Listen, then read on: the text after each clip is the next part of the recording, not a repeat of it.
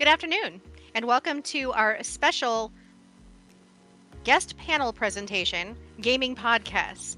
With us this afternoon, we have Mr. Adam Collins, Miss Beth Perrin, Mr. Jeff Stevens, and Mr. John Hook, who are all, conveniently enough, both gamers and podcasters. So they fit right in here with our discussion. But before we get started, I'd like to welcome everyone to Midwest Game Fest. If this is the first stream that you've watched, then you've missed an awful lot, but you can always catch it on the recordings that we will have posted on YouTube shortly.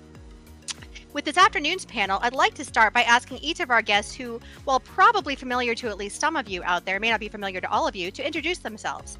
For that end, can I ask each of you, and we'll go through, and we'll start with Adam here just a moment, to let me know first of all, what is your name? I know it's posted there, but we're going to do it anyway because that's how one does these things.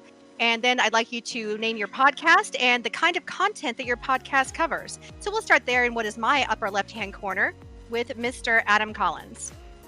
Okay, yeah. So I'm Adam Collins. My podcast is Eat Lunch and Board Game, which is a podcast where I review board games based on the usual merits of play, how it plays, component quality, bang for the buck, but then I also look at the lunchtime potential. I try to find games that can be played in the 30 to 60 minute range that I can take to my office and play with my coworkers, and I try to encourage other people to do the same.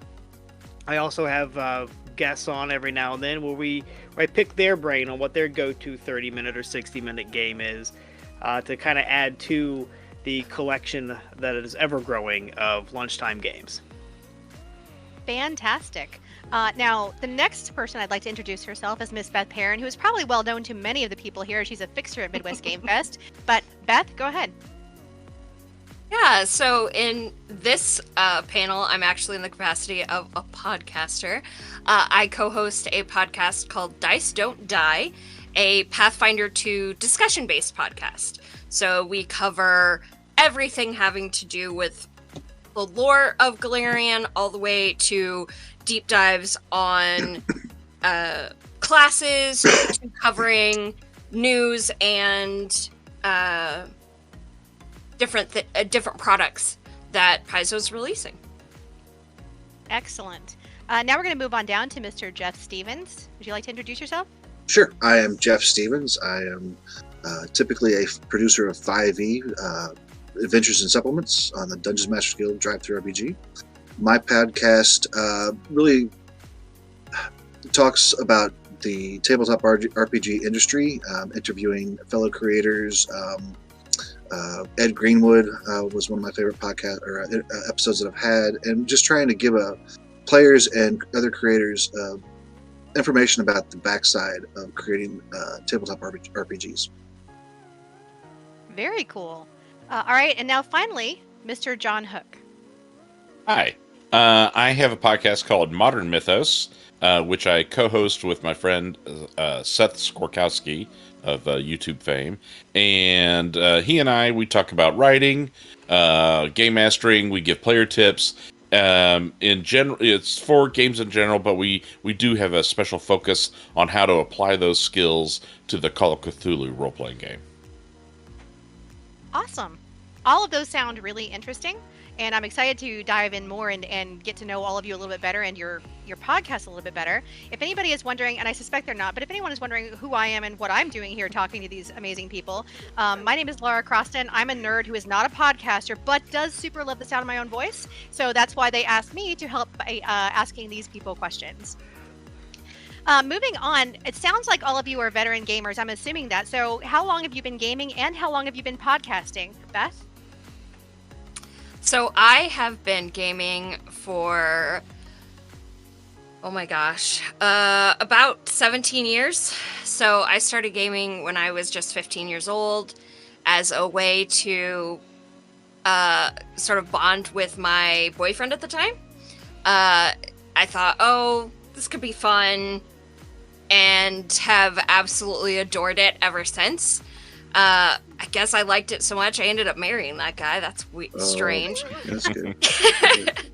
But in terms of podcasting, I'm actually kind of newer to it.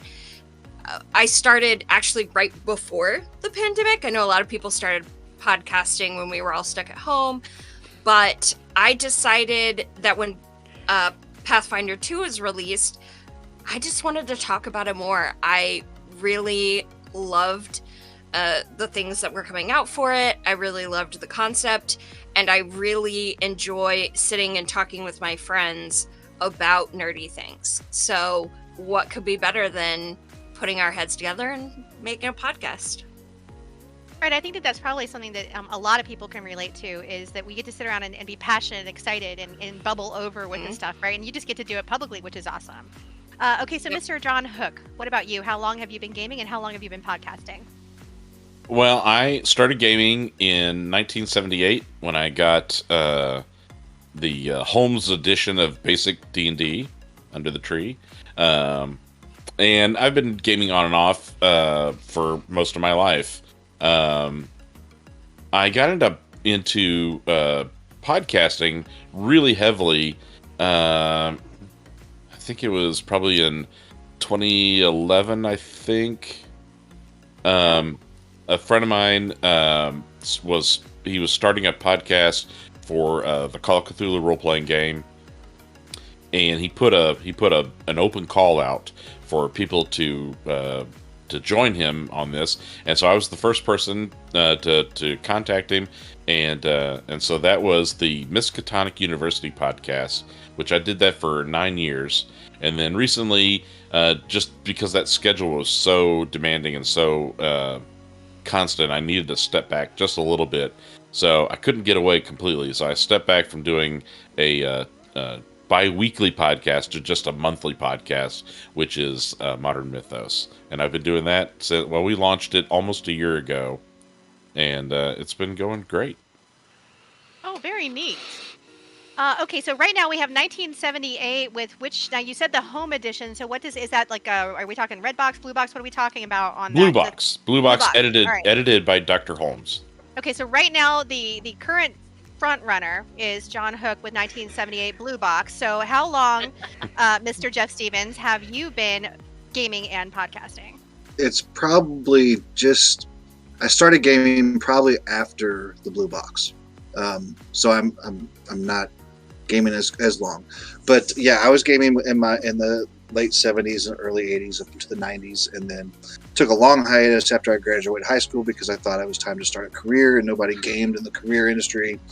And then about 5 years ago, my brother said, hey, my buddies and I are starting to play some D&D again. At the time I was about 46, and I'm like, well, really, I mean, is that something I want to do? I said, sure, why not? So I made up a half-orc ranger, jumped into the game, fell in love with it again, started GMing, making a campaign based off of Metallica's song titles, and found the DMs Guild and started publishing there. That is fantastic. Yeah, I'm so glad my brother asked me. I often say that my success in this industry is due to my brother asking me that one question. Would you want to start playing D&D again? And had he not done that, I would have never been in this. And so the podcast started about a year ago, and I focus mainly on tabletop industry topics, writing rates. How do you write about certain projects? I talk with Kickstarters that are running at the moment and find out what their Kickstarter is about. And so that's been a lot of fun. Oh, that sounds awesome. And I love the fact that it was your brother saying, so you want to play some D&D? Like, the answer to that question could ever be absolutely not. What are you talking about? Right. Right. So, okay. And finally, Mr. Adam Collins, are you going to dethrone Mr. Hook with when you started playing? No, I wasn't. Don't say it. Don't yeah. say it. Yeah, Don't say I was it. not born. Oh, no. Okay. Forget I asked that question. Not cool anymore.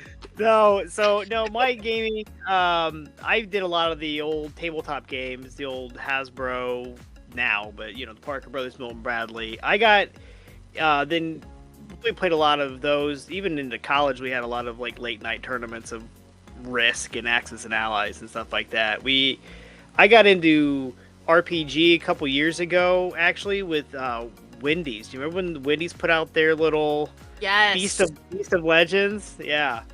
So at work, that's what we did. We would sit in there and roll through a couple scenarios every day on the lunch hour, doing Feast of Legends. So Then we've rolled into D&D now, but that was where I started with the RPG world. But my podcast started in November of 2020. It was one of those things where like I kept saying I was going to do it, and then the pandemic hit, and I'm home, and I'm like, well, time to do it.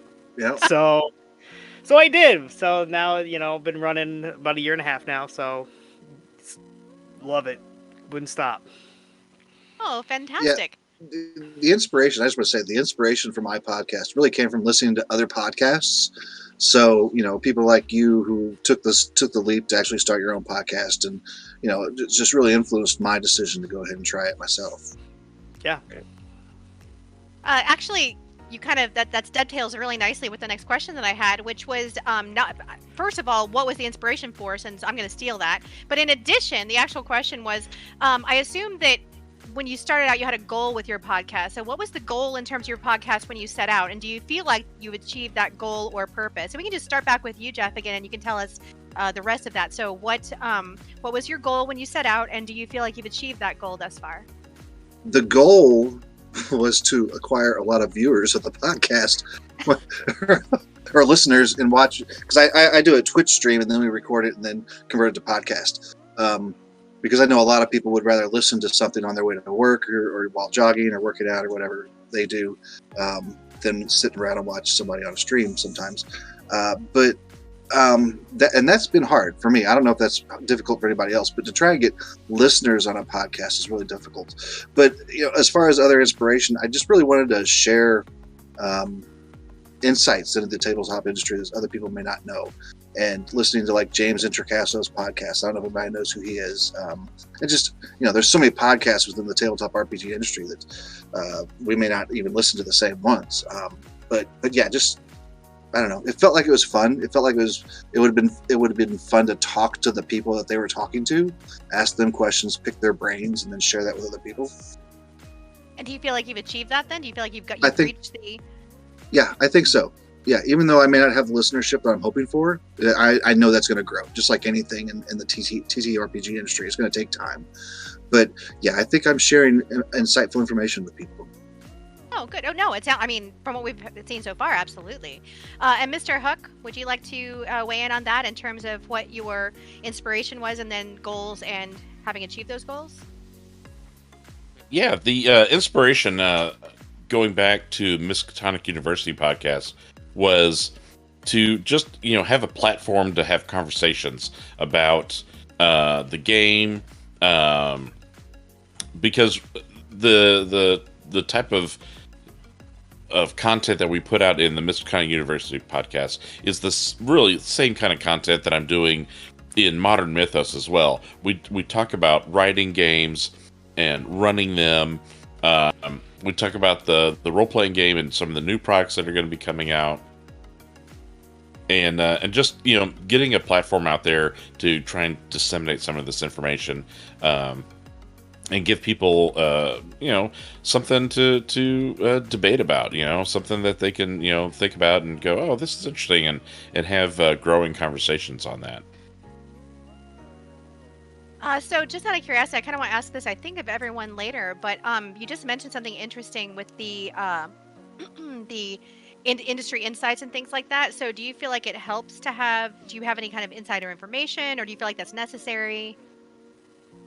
I don't think it's necessary. I do have insider information, and it's not just because of the podcast. I think the podcast certainly helps, but I'm a writer as well, and so I have contributed content to to the fabric that is the Call of Cthulhu tapestry, and so with having a podcast, I can also talk about the products that I'm doing and bring conversations around. I've had the ability to speak with like the Mike Mason, the line editor for Call of Cthulhu at Chaosium.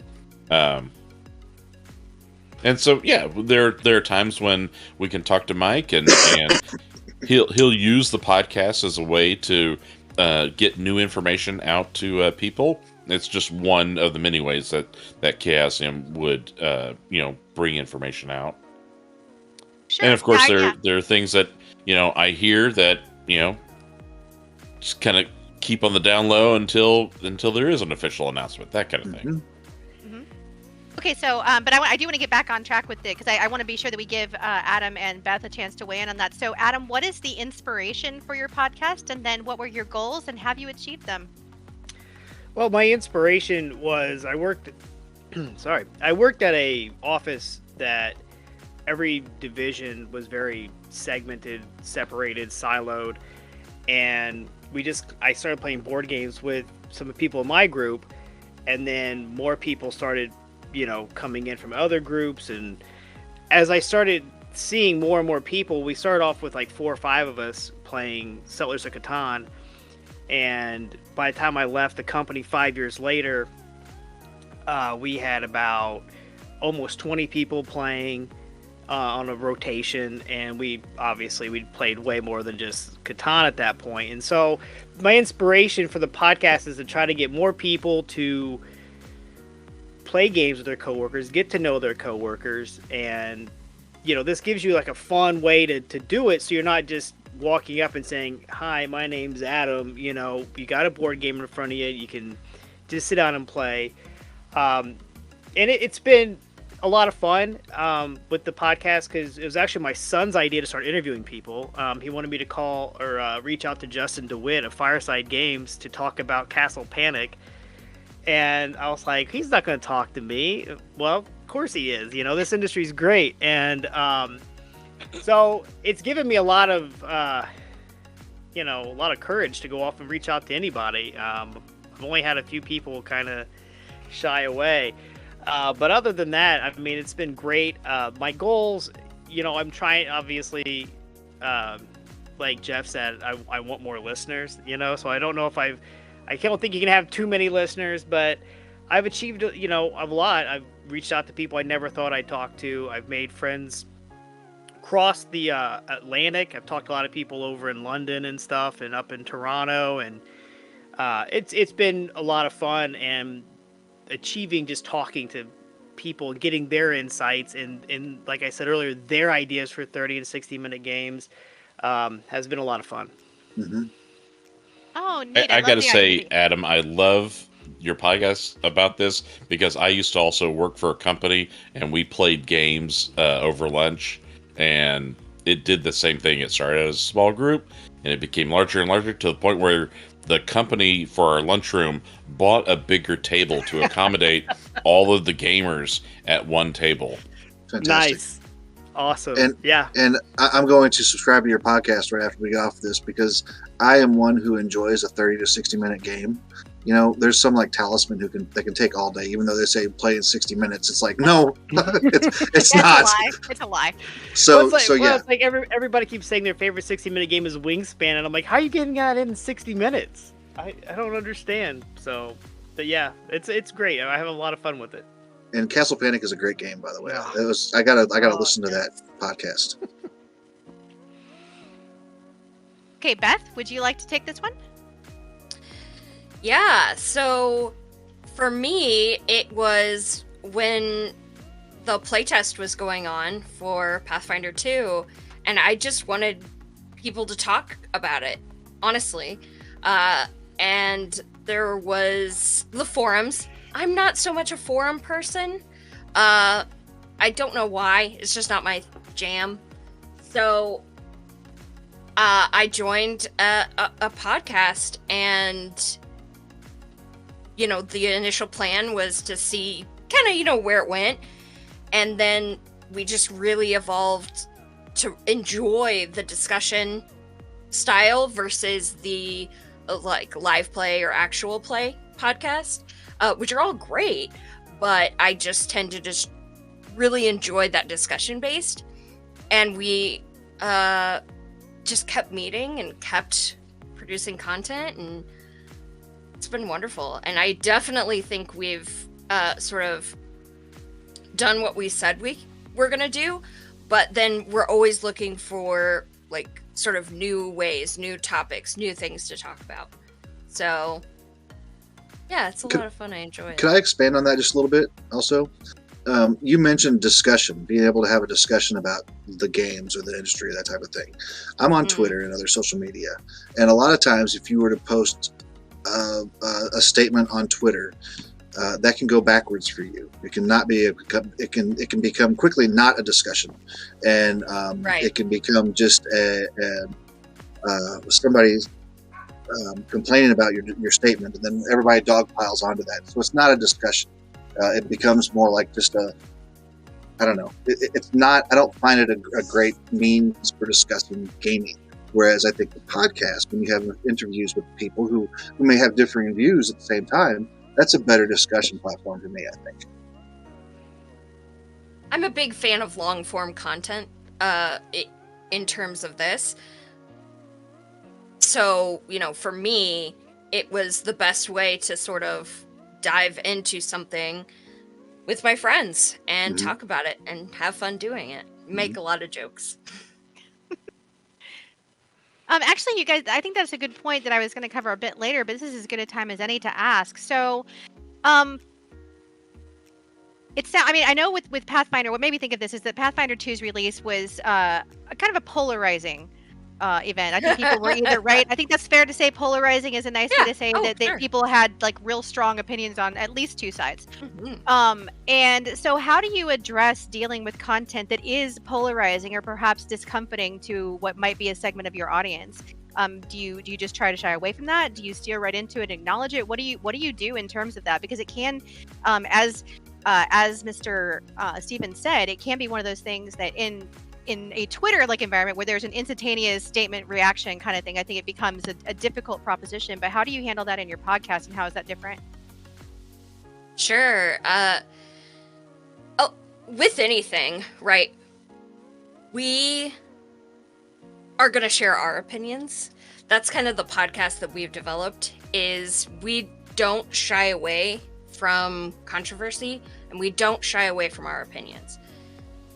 That being said, in the long form content that we produce, we can do a deep dive. We can go over a topic in an hour, 2 hours, where if I was just to put a hot take on Twitter, the nuance is going to be lost. And exactly. So the things that I really love about new releases, great. And then there's going to be things that I don't like about new releases. So I think it's really important, at least for me, to sort of talk through that. Now, in terms of controversies, Paizo has had plenty of that. And that is, again, not something that we shy away from. So just last year at Gen Con, Paizo had fired one of their customer service reps, and there was a lot of discussion around that and what that sort of means for the community. And then coming out of it was the union, one of the first unions of its kind. And so we got to talk about that. We didn't shy away from it. And of course we got some criticism, some of it valid, some of it stupid, to be honest. But to be able to take that and talk about it in that long form versus just a hot take is always going to be, in my opinion, better. Do any of the rest of you have any thoughts to that? Because I think this is a good discussion point. If I may, I think you just have to keep an open mind about everything. You may not like a certain aspect of a game or something that's happening in the industry, but keep an open mind about it and try and. The problem with Twitter is that often it becomes one mind, and this is wrong, this is bad, this is wrong, this is bad. It's like I mentioned in an earlier podcast when they released that Doctor Who was going to be a 5e rule set. Everybody hated that idea. Well, not everybody. It's just the people who didn't like it were the ones posting on Twitter saying this is horrible. Whereas people who are playing 5e are like, oh, this is going to be easy to jump into. So in a podcast, like you said, it's easier to do a deep dive, have a discussion, break things down, whereas unfortunately social media isn't that platform. And I think podcasts make up for that.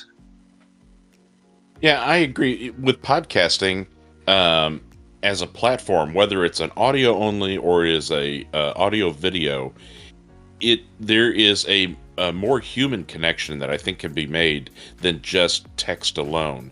You know, we are living in a world that is changing right now. Society is changing. Society's definitions of people, or how we define groups of people and things, you know, that is expanding, and I think for the better, becoming much more inclusive.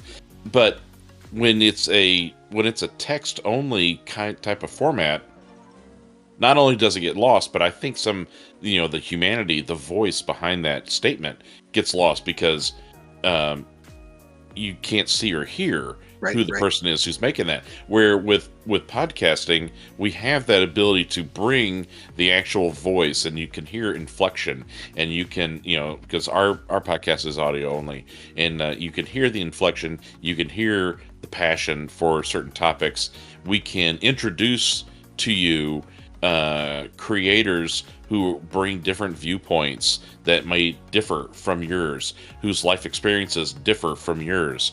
But the gaming is what's, universal, right? Mm-hmm. We're all enjoying this collaborative storytelling event, and the way that we share that experience. So much of human history is collective shared experiences. That's how you define these people suffered this war, and now that's who they are. I mean, it's, but we're doing it on a story level, and I think it can help bring people together.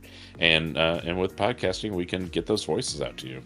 Yeah, the inflection and say you were to make a statement on Twitter and somebody reads it wrong, and then you're not able to correct that. Because there's this whole thing of comments underneath it that nobody's ever going to see your correction. Whereas if you're having a discussion on a podcast, you can say, no, this is what I meant. So yeah, it's so much better than trying to have a discussion on Twitter. I avoid those at all costs now. Did you have anything that you wanted to add, Adam? Or no, I think everybody's kind of covered it. I mean, we come across controversies all the time, and like John said, it's the gaming underneath it all. It's important. And mm-hmm. Well, let's start with you then on this next one. Speaking of audiences and polarizing content and so forth, presumably you made a choice about the demographics of the audience that you were hoping to appeal to when you started the podcast. Generally, those are things that happen. So what is the target audience that you feel like you're speaking to for the most part? So I try to, well, it's funny you asked that. I've been working on that lately, trying to get involved more with talent development and employee engagement communities, and working with them, and then trying to get on their podcasts and them on my podcast, and to build, because what I'm trying to do is reach these people that are new to a company, or they're having an employee engagement problem, and trying to say, hey, have you tried getting board game community together? And you don't have to go off and get Risk or something that's gonna have conflict. You've got games like like Castle Panic, Pandemic, where they're working together, and that's what I try to do, is say there's more games than just Monopoly and Clue. Mm-hmm. A lot of people don't realize that either. and exactly. And so trying to get that out there, and trying to work with these people at other companies, like I'm talking with a guy right now where he works, that employee engagement and stuff like that is his specialty. I've been trying to hunt down people that direction, because board gamers, they'll listen to my podcast just to hear what my take is on a certain game or some interview that I've got going on. But it's finding the people that are having, these issues at work, like we were having at my company, where it's just everybody works in their set section and they only know those people. So I think the employee engagement, talent development has really, organizational culture, that kind of thing, has really been where I've been focused here lately. It's really cool. So, Mr. Hook, do you have anything with regard to your audience? It's funny. So my current podcast is Modern Mythos, and when Seth and I were starting it, we were, we had an idea of what we wanted to do, but we were trying to come up with a name. Now, I like alliterations. I think they stick in your brain, right? So I wanted something with the word mythos. And so originally, the podcast was going to be called Mythos Men. And we thought, yeah, that seems really cool. All right, let's go with it. So, this, at least for us, this is not a podcast that we do on our own, because I am not technical. I am a Luddite.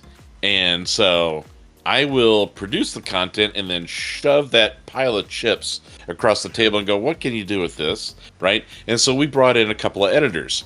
And we were getting a little deeper into this. And one of the editors said, do you feel like you're limiting your audience, potential audience, by calling it Mythos Men? By the fact that you guys are just two white dudes. And we went, I mean, it was just like, oh. Mm-hmm. Didn't even occur to us. Now, hopefully, friends and family would know that I am not someone who has a predisposition to exclude anyone, but just out of sheer ignorance, I'm sure I do on occasion. And we would have, I'm sure, excluded a lot of audience if it just said Mythos Men. So then we went back to the drawing board and finally came up with another alliteration that I think we like. It works a lot better, Modern Mythos. But yeah, it's, even something as a title can limit your audience, and we didn't want to do that at all. We wanted to be a platform that everyone would listen to and enjoy and feel like they had a stake in and that they could communicate with. It's awesome. I absolutely love that. Yeah. No, you're right. A title is so important. I've toyed with changing mine so many times. I like the Lynch board game because it came from like that whole, keep calm and blah, blah, blah, whatever. That's where I came up with Lunch and board game. But then my tagline's an alliteration, which is board games build bridges. And I thought about making that the name of my podcast. And I'm like, so, it's one of those things. Like you said, though, picking a name, you've got to be careful with that. Yeah. And this happened in my writing as well, as I explained earlier, I think. When I first started writing 5e, I was ignorant of the fact that there were so many women in the tabletop gaming industry now and so many LGBTQ in the community. And so when I was writing, I was, going back to my roots when it was all guys playing and the bandits were all men and everything. So now I'm more cognizant of how I'm writing, who I'm including in my games and in my writing, and based off of pure ignorance, like like John said, I didn't know until I started actually getting into the community that I needed to watch for that. I needed to change myself.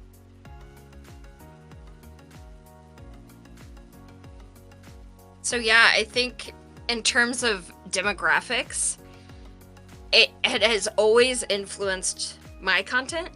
So I say obviously it's a team of people. We get together to talk about certain things.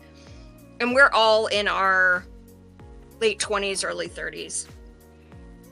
But we wanted to really appeal to people who may have heard of Pathfinder, but thought, that's too complicated. I don't want anything to do with that. Or people who were just getting started in the system, with it being newer, especially when we first started. But even then, we just wanted to explore the world and what that meant to everybody. And it is a very important driving factor for our content to be like, okay, is this approachable from this direction? If you've never heard of Galarian before, how can you use this content? And we focus especially hard on making it approachable from different angles. And absolutely, looking at your demographics is extremely important when thinking about content.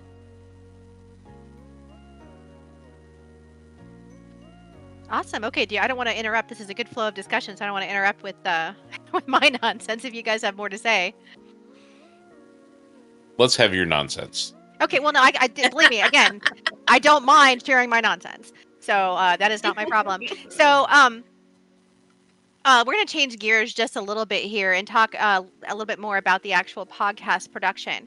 So gaming is generally a place, at least from my experience, where, especially in the form of a GM, improvisation, off the cuffness they kind of rule. So how do you go about switching gears to write something more organized, to prepare content that's more organized and planned out like a podcast? And again, I'm not trying to say that you don't plan your campaigns and your encounters. All I'm saying is that when it comes to an actual performance thing, normally it's like you're not pulling up in the middle of your game and going, and now the Elf King, if you were reading that much box text, then I don't know how to help you. But what about the actual like presentation of the content? I think you are more organized and more prepared for a podcast probably. So how do you switch those gears, and what do you do to prepare differently? So if I may, an open question to anybody. So yeah, if I may, when I hear your question, it sounds like it's being structured for what I would call an actual play podcast, where you're playing the game, which I believe all of us, we're doing like discussion podcasts. I know for my podcast, Seth and I will put together a real rough bullet list of talking points. Mm-hmm. And if it may be something that he and I are going to do as we ping pong back and forth with each other. It might be a bullet list of high level questions that we're going to ask for a guest that might be on the show. But having my partner as Seth Skorkowski, which I don't know if anyone is familiar with Seth, but he does a pretty popular YouTube series, and he scripts every nuance of his YouTube. Every word that he says has been pre-written, and he might have to do 2 or 3 takes before he gets it right. Other than rough bullets, we don't script. We don't fully script Modern Mythos. I mean, we have like a closing segment and like an opening segment, and we'll have that pseudo scripted. But once we get into the meat of the show, it's a free form kind of conversation. We try to make it as organic as possible, and if we remember, we go back and glance at our notes and go, "Oh yeah, what about this also?" And then we kind of keep the ball rolling on that until we're exhausted and dry-throated and go, it's a good time to close the show, and then we just kind of go from there. Yeah, I'm the same way. I will send my my guests an email with some talking points, some things I'd like to really discuss or dig deeper into, and then we just see where the conversation goes. Yeah, mine is, so when I do a board game review, I have the typical topics I hit, the gameplay, the time to explain to newcomers, like I said, bang for the buck, lunchtime potential, that sort of thing. So I kind of have my talking points already kind of lined out for me.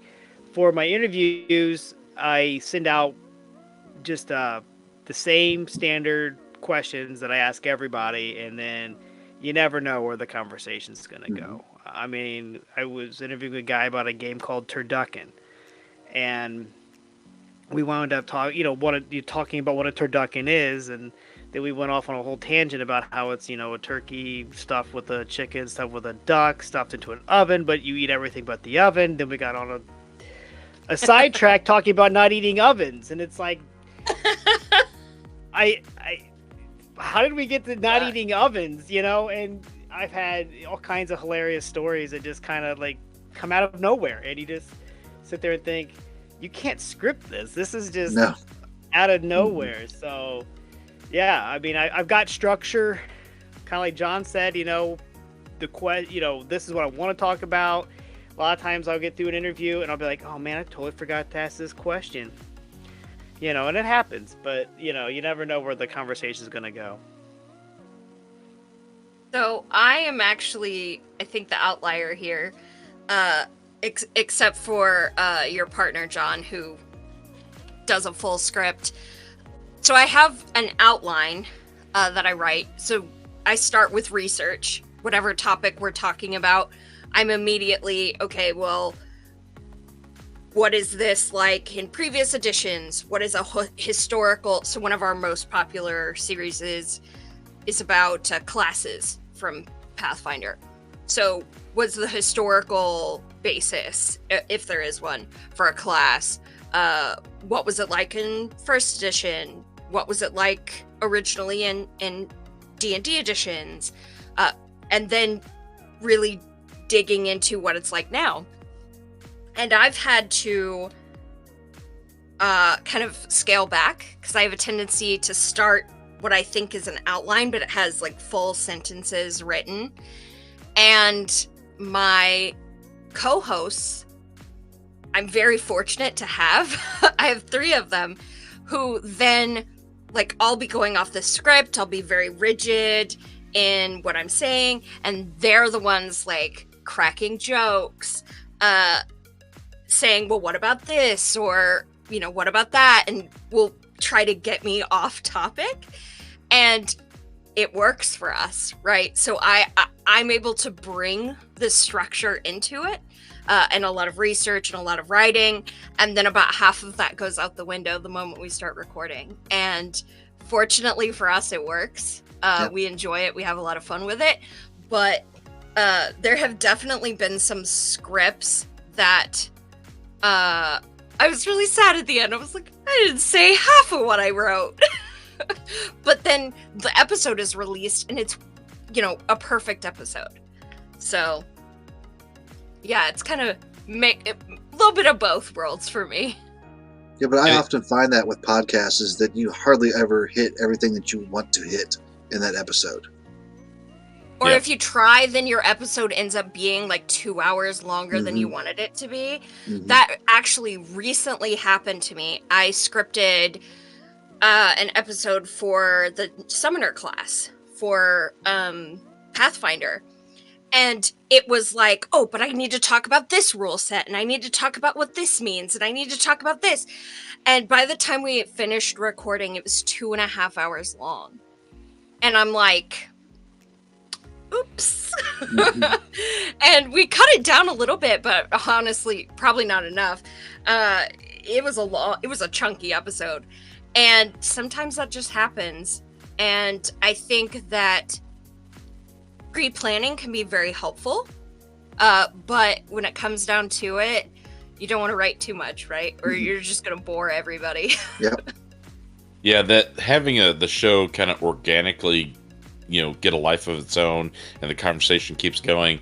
It's funny because oftentimes, and it's a habit I think Seth and I are going to work on changing, but oftentimes we would attempt to record the show in a linear fashion. So we would start by recording the opening, and then we would record in one fell swoop. You know, we're recording the opening and then the body, and then we get to the end. Well, there have been times where we would try and script out because we think it's entertaining for the audience if we've got 2 topics. And so we'll record the opening and we'll say, and in this episode, we're talking about A and we're talking about B. And then we get in and we start talking about A. And we didn't realize that we had so much to talk about A.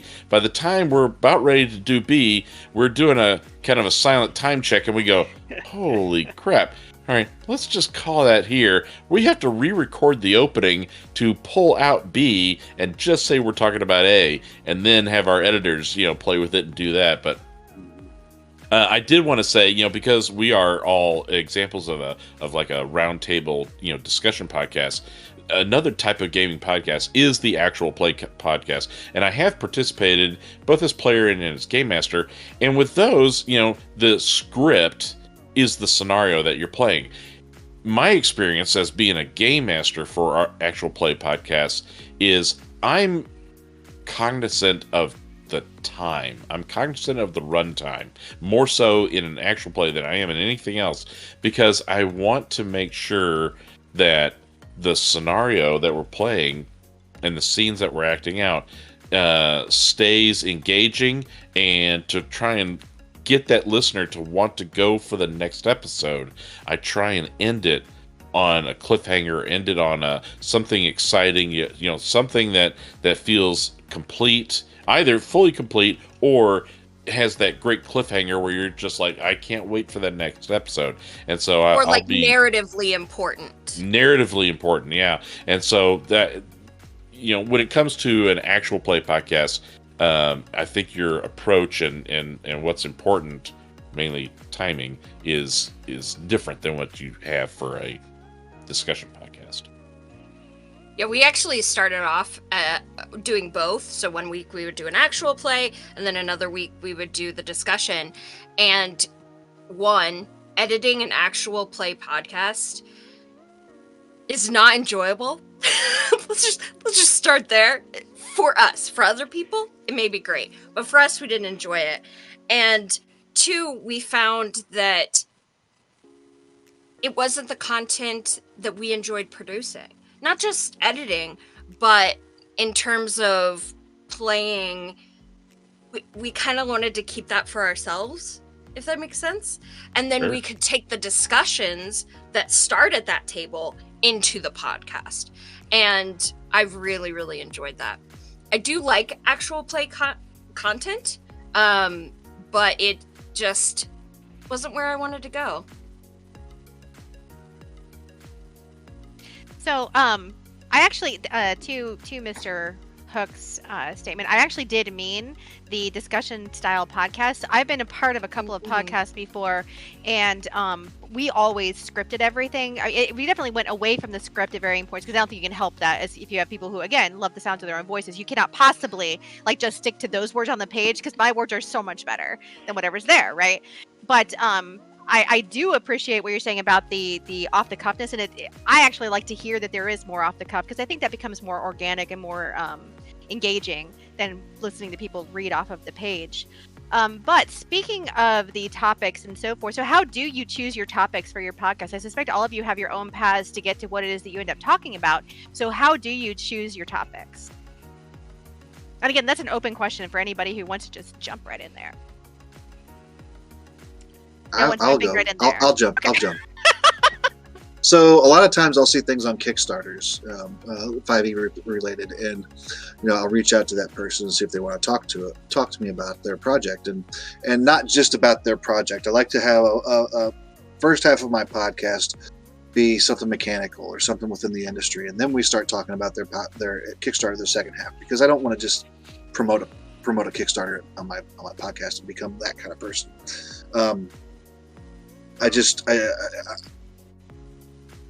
Just things in the industry at the time, also like things you might see on Twitter or Facebook that are becoming a hot topic, and I might reach out to individuals.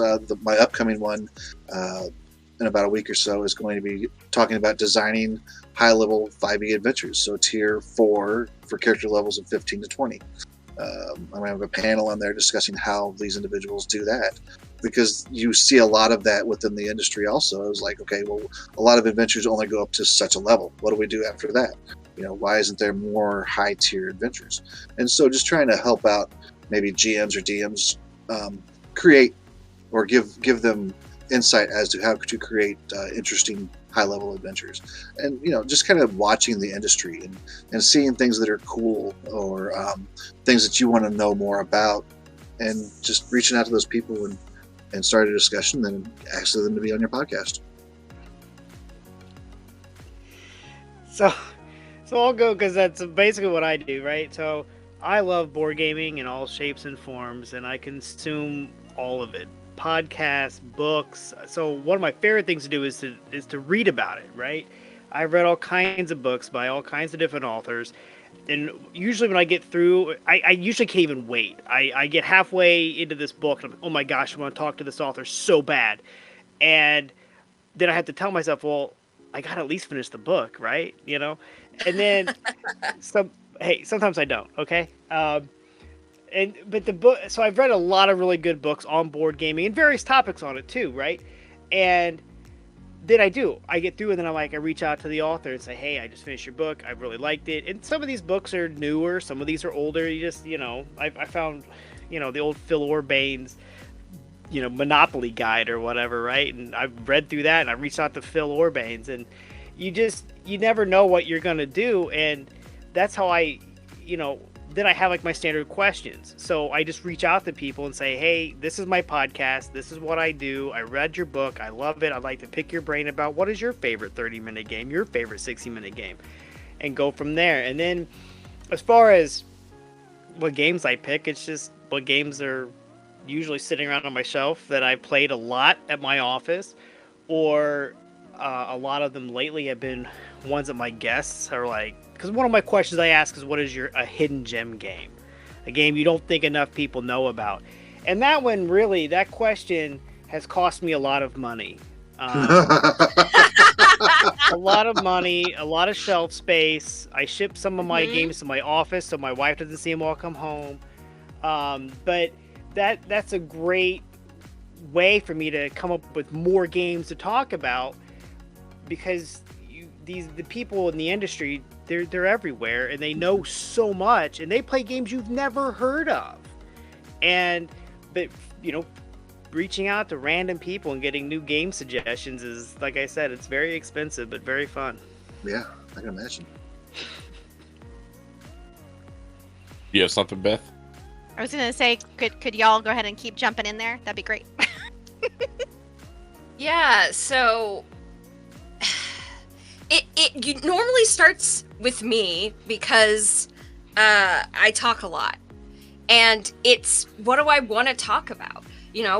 When the newest book released, or so a book called Monsters and Myths came out, and I start flipping through it. It's like, ooh, I want to talk about this. Ooh, I want to talk about that.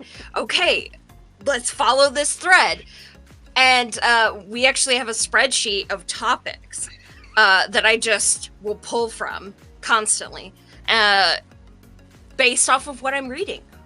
But then also, so much like you guys, typically in an episode, we have like a little short topic that we start with. And I try to make it some either news piece or an alternate rule. So like a house rule or a custom rule, something like that. And for a lot of those, I'll go and see what people are talking about on the forums. What are people talking about on Twitter? What misconceptions maybe I've seen recently that I want to talk about. Someone may have described something and I'm like, well, that's not how I've always interpreted it. And so then we'll talk about it on the podcast. And then getting those different perspectives of the other people that are there, I'll start talking about something. Earlier, we talked about how, Adam, you had started with the Wendy's adventure. It's kind of embarrassing to say. No, absolutely not. The production quality on that was insane. It really they freaking was. Commissioned art. I'm like, all right, okay, It did Wendy. look badass. It was. But and we talked about it, even though it wasn't Paizo, right? Like, it uses the 5e rule set, for those of you guys who aren't familiar. But it was an actual, like, not only did it have the rule set, it had an adventure path too, and it was very weird. And we saw that and we were like, how could we not talk about this? Like, I have heard good things about that adventure. I mean, I've heard people who play it and they it's really love it. bizarre. I mean, it's commercialism, right? Like, it's Wendy's. Literally, you're fighting McDonald's. You're fighting the evil, what do they call them, the ice prince or something like that. And you're fighting the frozen meat. Yeah.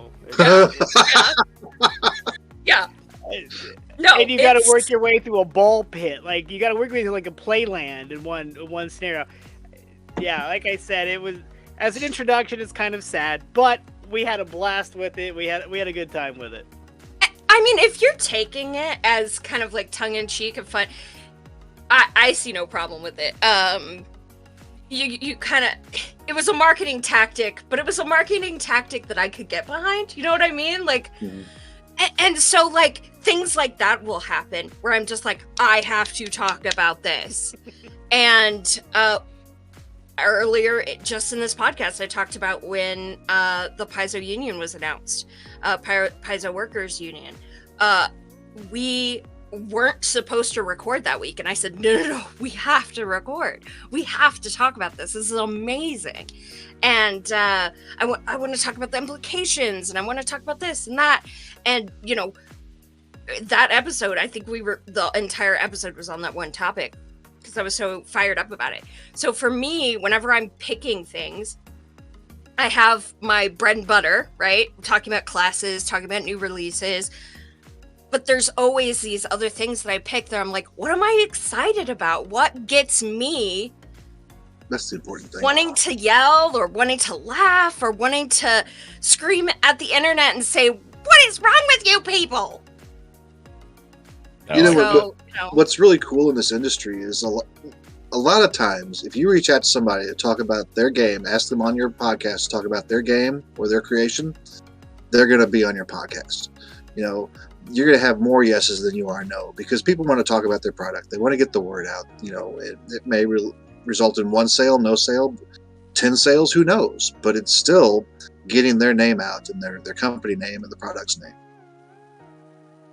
I totally agree with that. To pick topics and structure the show for Modern Mythos, Seth and I, we normally like a structure of 2 topics, and what we try to do is one will be mechanics focused for the Call of Cthulhu role playing game. We pick a subject, an element out of that. We want to deep dive into that mechanic, and then we'll pair that with a topic that's usually something more broad-based that maybe it's player tips, maybe it's writing advice, maybe it's keeper advice, GMing, and that can be applied universally to any game. And we actually just recently had kind of a combo of many things happening where we had planned to have 2 topics on a show, but the topic A filled the entire show, and we thought we were done talking about that topic A. And so Seth and I just told ourselves, he goes, well, in our next show, we'll just, we'll talk about the topic B that we dropped, and we'll figure something else out to pair with it.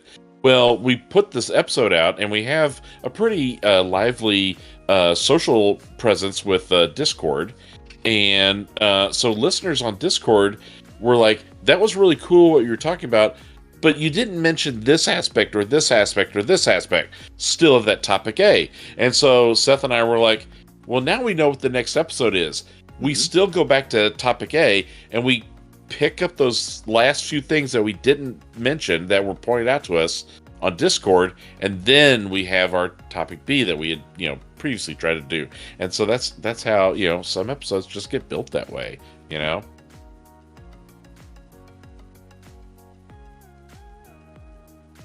Okay, so are we good on that topic, or shall I? Yeah, I think so. We're actually, you know what? Unfortunately, we're at the top of the hour. It's 4:59. So that went very, very quickly. Real quick, as a closing thing, can I get all of you, as advice to fellow podcasters, either current or just getting started, what is the one thing that you'd like people to take away from this discussion as a piece of advice or words of wisdom for their podcasting journey? We'll start up there in the upper left again with Adam Collins. Yeah, I think the thing that I have found most helpful is, especially if you want to do any kind of interview, don't be afraid to reach out. You're going to have some people say no. You're going to have some people... I've only had one person really ask me to pay him, and I'm like, I don't make any money on this, so why am I paying you? But I think it was John said, people want to be on. They want to talk about their product. They want to get their name out. And just, for lack of a better term, just do it. Just reach out to them. The community is great as a whole. And really, just if you want to talk to somebody, find them.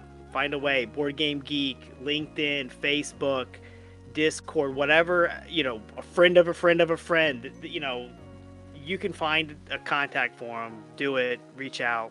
You'd be surprised. Flip into those DMs on Twitter. Let me tell you, that can be honestly really easy. That's one of the ways that I was able to get in touch with some people actually at Paizo to talk about certain things. It's been very helpful. For me, the one piece of advice that I always kind of give people is genuine. You know, you're starting this to talk about something you're passionate about, and it's okay to share that passion with people. It's okay to share the things you're excited about and to just nerd out, because it's fun, and that genuineness really comes through in a podcast. So, you know, as I stated, can sometimes struggle because I really want to stick to that script. But whenever I just start being genuine and start being myself, the podcast always turns out better. So be genuine and just talk into that mic. Mr. Stevens? If you want a podcast about something that you love, something that gets you excited, something that you're not going to have to research too much to actually know what you're talking about. Just go out there and have fun. It should be fun. It should be enjoyable for you first and foremost, and then everybody else will hopefully live or grow that level of your podcast from your excitement. Yeah, I don't really have a lot to add to that. I mean, having the passion for the topic is paramount, and I wouldn't be concerned about, you know, other shows that might be out there covering the same topic. There is room enough for everyone, and your voice will be unique enough and interesting enough that people will listen. I didn't think anybody would, you know, care about anything that I had to say, but I do enjoy doing the podcasting. And I mean, you know, if I can toot my own horn just a little bit, I've won 2 Ennies, right? I've got 2 podcasting Ennies. The Miskatonic University podcast has won both a silver and gold Ennie for podcasting.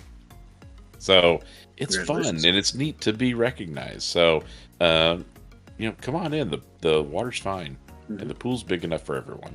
And ask us to be on your podcast every day. Okay, well, thank you, everyone, and thank you for listening this afternoon. It's been fantastic. You guys are all wonderful, and please do check out the links to our panelist podcasts that are available in the chat. And feel free to reach out to us if you need to ask them any questions, or you'd like to. You can go to their local channels, or if you email Midwest Game Fest, we'll do our level best to get you in touch with these fine people. So thank you very much, and to our engineer, I think that we're ready to call it.